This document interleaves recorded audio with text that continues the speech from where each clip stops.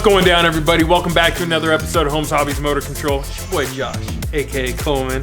Today we are working on the side-by-sides, man. This is something we started over the Christmas kind of season, I guess you could say, and we never actually finished it up. We got them going, or got it started anyways, but we never actually, we never took it anywhere past that. So they're kind of just sitting here. I don't know what you would say they're doing, but they're not finished.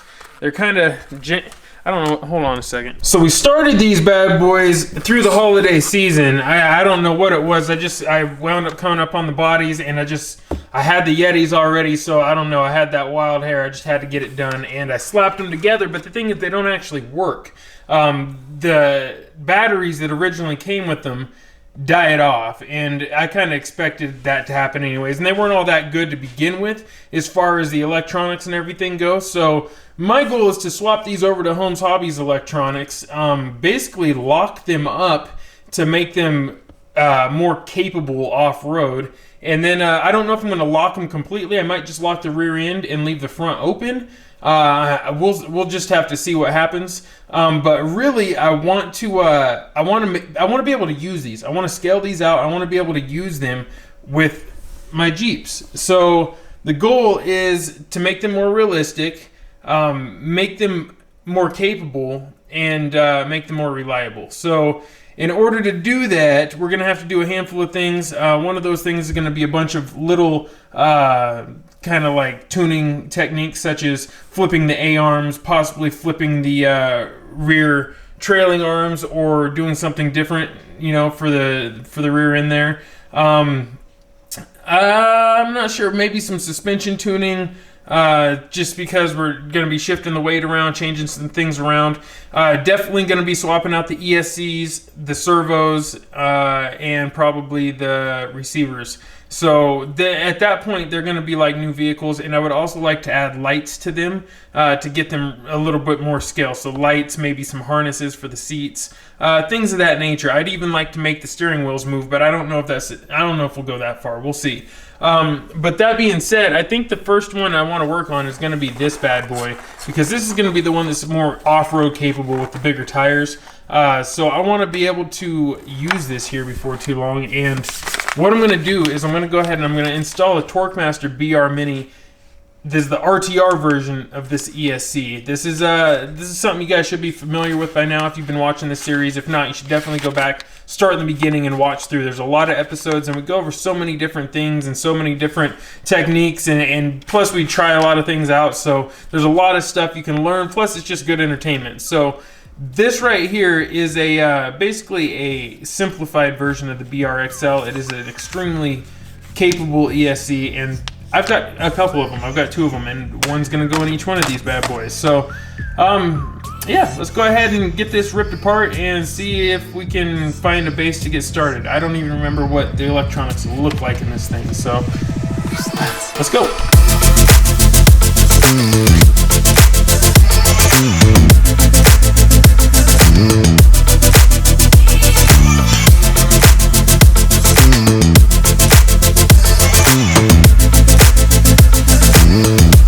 Alright, now we've got the body off, I guess we can go ahead and see about taking this thing apart a little bit further, get these electronics out of here.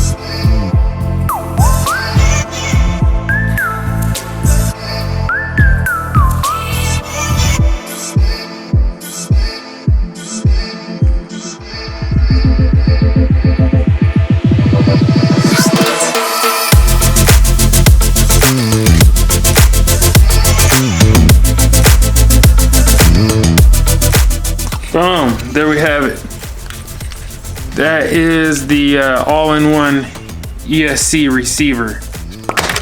Gone. I think that while we have it apart, we're also going to try to mount a full-size servo up in here and get that handled as well. So, but today, the main thing we're going to focus on is just getting this ESC in here. And we'll continue this on another episode. Maybe we'll have maybe we'll put a full-size SHV 500 in this bad boy. I mean, that's definitely overkill, but I don't know, maybe that could be what we do, is try to see how far we can take this. How much can we beef this little thing up? So first things first is we got to figure out where we're going to mount this, and also where we're going to mount a battery. So let me find the battery first. All right, so I'll be replacing the Onyx little 7.2 volt 1300 nickel metal hydride batteries with 3S 2200 milliamp lipos from ProTech, and this one's actually bad. It has no voltage left in it. It was my bad. I left it plugged in, so I'm getting ready to dispose of it, but I figure I can use it for mock-up now, and I'll be getting some other ones. But this will at least let me know what I'm working with for space. So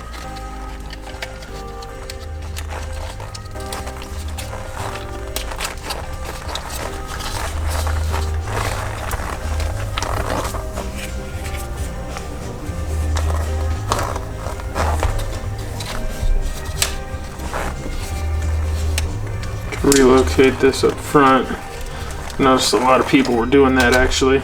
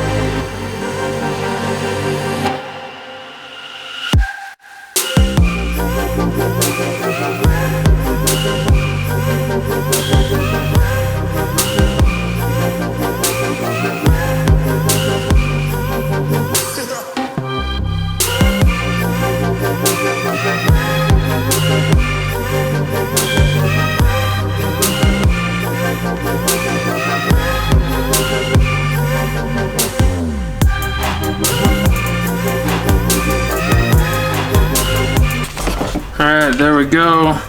I think this is what I'm going to do, is I saw this on Instagram. Shout out to the dude on Instagram. He has a Yeti Jr as well, and I don't remember who it was. I don't remember who it was. I was just browsing Instagram videos, but the guy had basically flipped his thing somehow kind of like this and used this as a battery mount, which was a really good idea. I like that. It gets the weight up front and centered where I think it should be, and obviously where he thinks it should be as well. So gonna do that, and then my battery cables are right here. I just need to put a Deans on them. So I'll run those somewhere where they're easy to get to, and I can just plug them in and boom, done deal. And the battery will basically just stay in here. I don't like to have to swap batteries all the time, so the battery will get zip tied in, and I'll just, you know, charge it in the truck for the most part. I know a lot of people are against that, but it doesn't really bother me too much, so especially on a little guy like this. So I'll do that. I still need to get a full-size servo mounted in here, and then I also need to get a receiver mounted in here, and I think I'm going to put the receiver in the back because it's up high, I think, maybe. We'll see. Either in the back or right here in this little tray, but I think I want to put it in the back up here where water can't sit and puddle. So yeah, that's it. That's probably as far as we're going to go today. And then here pretty soon we're actually going to take this out and mob on it. I'd like to get an SHV 500 in here, but I don't know if that's actually going to be a possibility. So what else should I do? Maybe I would just, no, I'm going to go ahead and put some Deans on here. I need to find some Deans first though. It doesn't look like I have any sitting here, so let's go down here.